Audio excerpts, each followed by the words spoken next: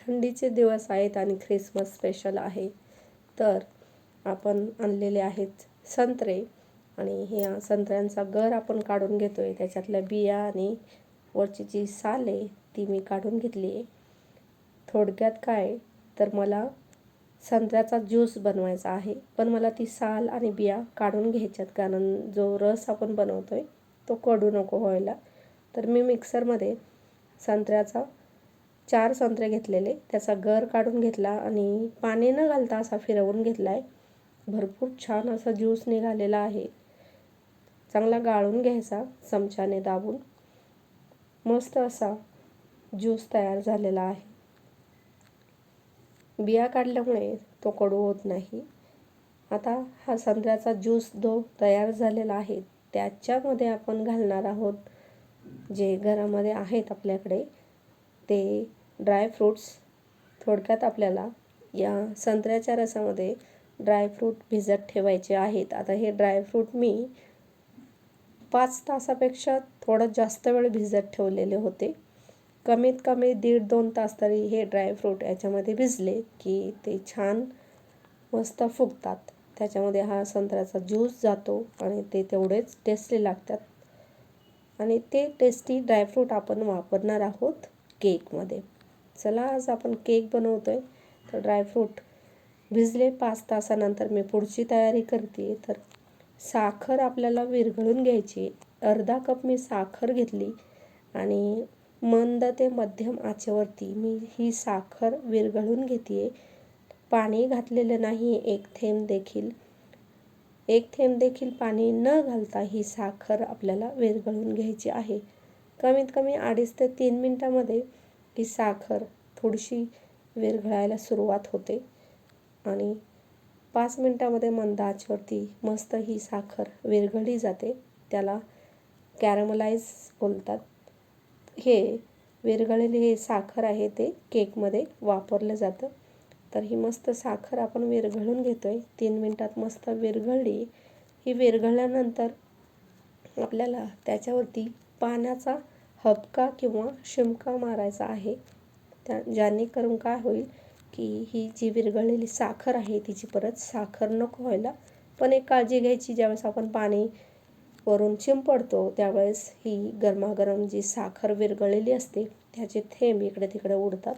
तर त्यावेळेस काळजी घ्यायची. एक तर गॅस बंद करायचा, नाहीतर एकदम मंद ठेवून सावधगिरीने पाणी त्याच्यावरती शिंपडून घ्यायचं आणि चांगलं मिक्स करायचं ही जी विरघळलेली साखर आहे ती.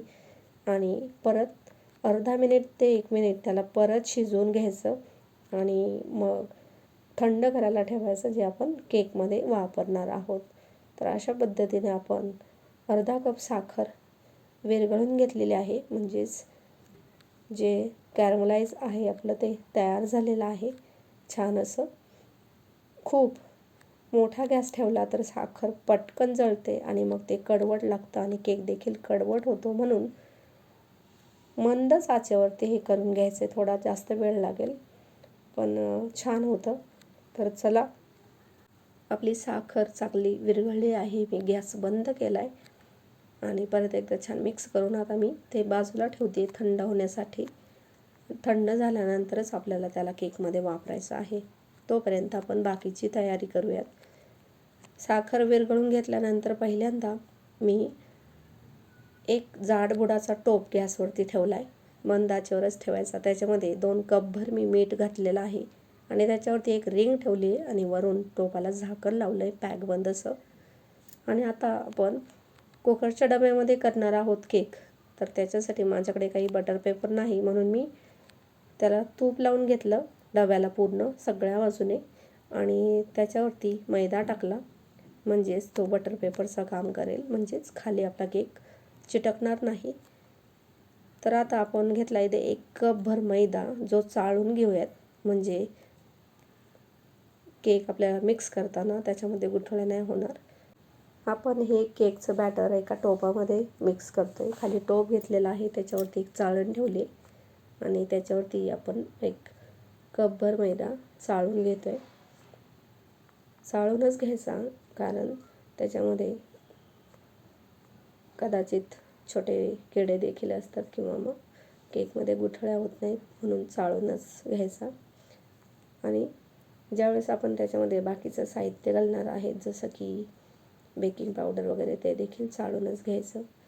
आता मैदा घेतल्यानंतर मी इथे पाऊण कप गरम करून थंड केलेलं दूध घेतलं आहे, ते देखील गाळून घेतलं आहे, साई नाही घ्यायची.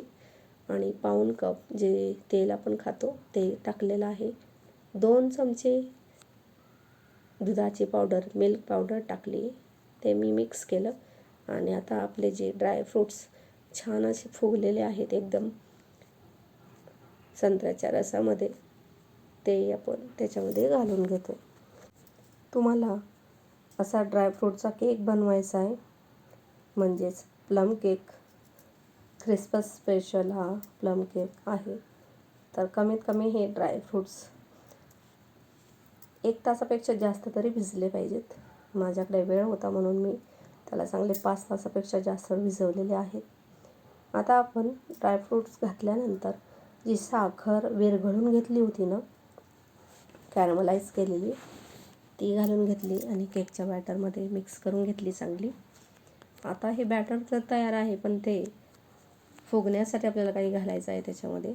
तर माझ्याकडे इसेन्स नव्हतं, तर मी येथे 2 चिमूटभर वेलची पूड घातलेली आहे. तुम्ही येथे 1 चमचाभर इसेन्स घालू शकता. थोडीशी वेलची पूड मी घातली 2 चमचे. आणि थोडंसं मीठ घालायचं आहे 2 चिमूटभर किंवा 1 चिमूटभर, थोडंसं एकदम, आणि मिक्स करून घ्यायचं. आता हे मिक्स झाल्यानंतर आपण त्याच्यामध्ये बॅटर फुगण्यासाठी बेकिंग पावडर घालणार आहोत. आणि मी अजून एक एक्सपेरिमेंट केला. 1 छोटा चमचाभर मी याच्यामध्ये कस्टर्ड पावडर घातलेली आहे. ती ॲक्च्युली मी फक्त एक्सपेरिमेंट म्हणून घातलेली आहे, ती या केकमध्ये तशी घातली जात नाही, पण म्हटलं बघूयात कशी टेस्ट लागते म्हणून 1 छोटा चमचा घातलेला. पण काही एवढा फरक पडला नाही, कारण मी ती एकदम थोडीशी घातली होती. चला आता बेकिंग पावडर मी घालून घेते. 1 चमचाभर घालायची बेकिंग पावडर आणि अर्धा चमचा जो खाण्याचा सोडा आहे तो घालायचा. तुम्ही इथे इनो देखील वापरू शकता. आता बेकिंग पावडर आणि खाण्याचा सोडा घातल्यानंतर तो पटकन ॲक्टिवेट होण्यासाठी, म्हणजेच आपलं जे बॅटर आहे ते पटकन फुगण्यासाठी मी त्याच्यावरती थोडंसं पाणी घातलं आहे आणि मग झटपट पटापट मिक्स केलं. आणि ही बेकिंग पावडर घातल्यानंतर झटपट आपला ज्याच्यामध्ये आपण बनवणार आहोत केक, जसं की आपण कुकरचा डबा अगोदरच तयार करून ठेवलेला आहे. तुमच्याकडे बटर पेपर असेल तर तुम्ही तो घालू शकता, नाही तर मग तूप लावून त्याला व्यवस्थित मैदा टाकून तयार ठेवू शकता. तो डबा अगोदरच तयार असावा ज्या भांड्यामध्ये तुम्ही करणार आहात. जर केकचं भांडं असेल तर अतिउत्तम. त्याच्यामध्ये झटपट हे जे बॅटर आहे, मिश्रण आहे केकचं आपण बनवलं आहे ते घालता येतं. हे पहा, बेकिंग पावडर, खाण्याचा सोडा जसा आपला त्याच्यामध्ये मिक्स होतो तसं ते झटपट फुलायला लागतं, डबल होतं. म्हणून आता हे मिक्स झालं आहे चांगलं. आणि मी आता हे झटपट कुकरच्या डब्यामध्ये ओतून घेतली.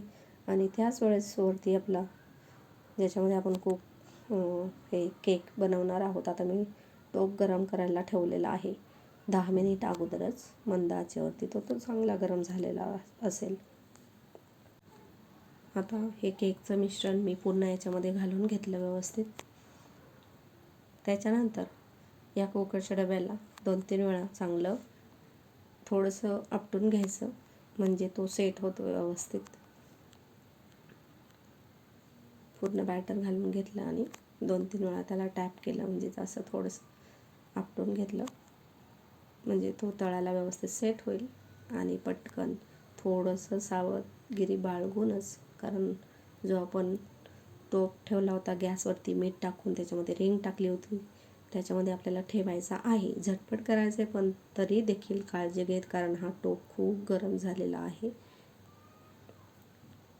त्याच्यामध्ये मी हा कुकरचा डबा ठेवून दिला आहे आणि याच्यावरती मी ठेवणार आहे एकदम पॅक असं झाकण. आणि मंद आचेवरच हा केक आपल्याला शिजवून घ्यायचा आहे. आता तुम्ही म्हणाल या केकला मी काही डेकोरेट केलेलं नाही, तर अर्धा तासानंतर मी हे खोलून त्याच्यावरती नंतर डेकोरेट केलेला आहे. तर अर्धा तास झाला आहे. तर बघाल तुम्ही आपला जो केक आहे तो चांगलाच फुललेला दिसतोय. आणि या स्टेजला येथे मी त्याच्यावरती भरपूर सारी टूटी फ्रुटी, लाल कलरची, हिरव्या कलरची जी माझ्याकडे होती ती, आणि ड्रायफ्रूट्स वरून लावलेले आहेत. अर्ध्या तासानंतरच थोडंसं खोलायचं, झटपट डेकोरेट करायचं आणि परत झाकण बंद करून ठेवून द्यायचं. या केकला तयार होण्यासाठी बराचसा वेळ लागतो.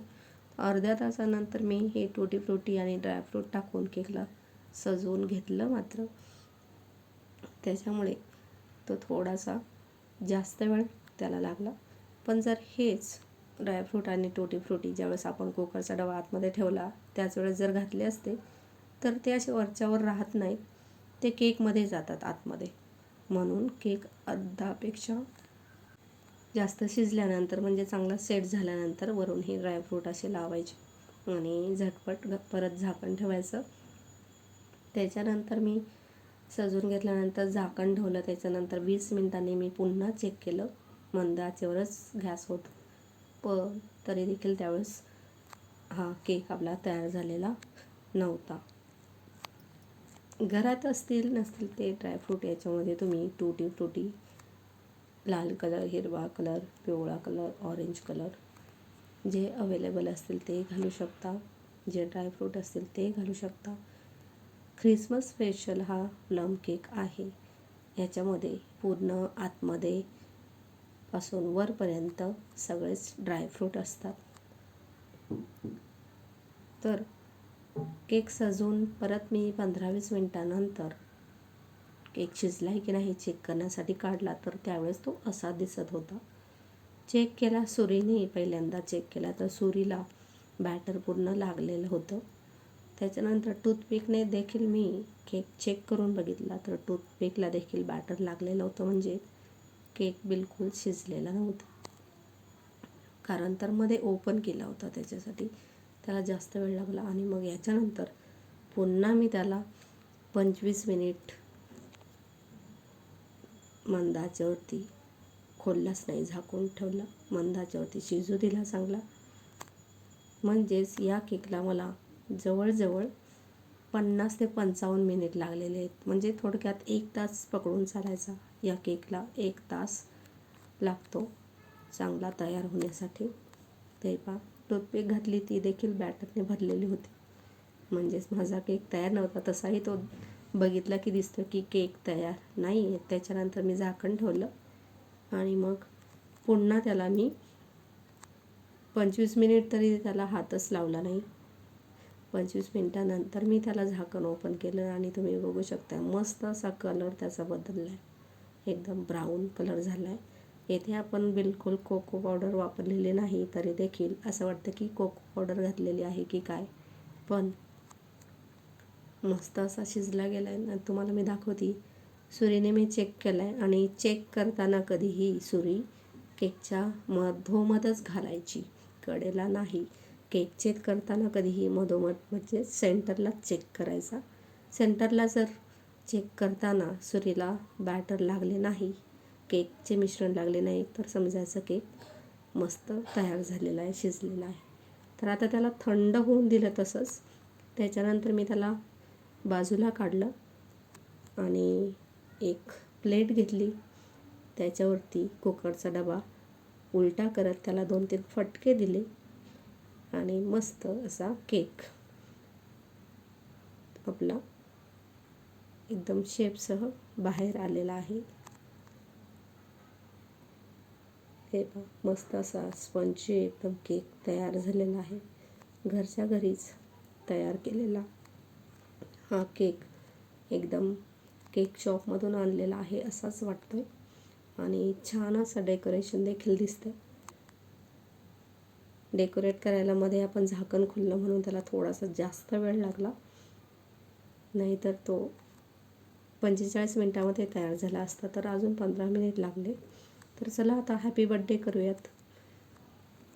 मेरी ख्रिसमस, कारण आपला केक आहे ख्रिसमस स्पेशल.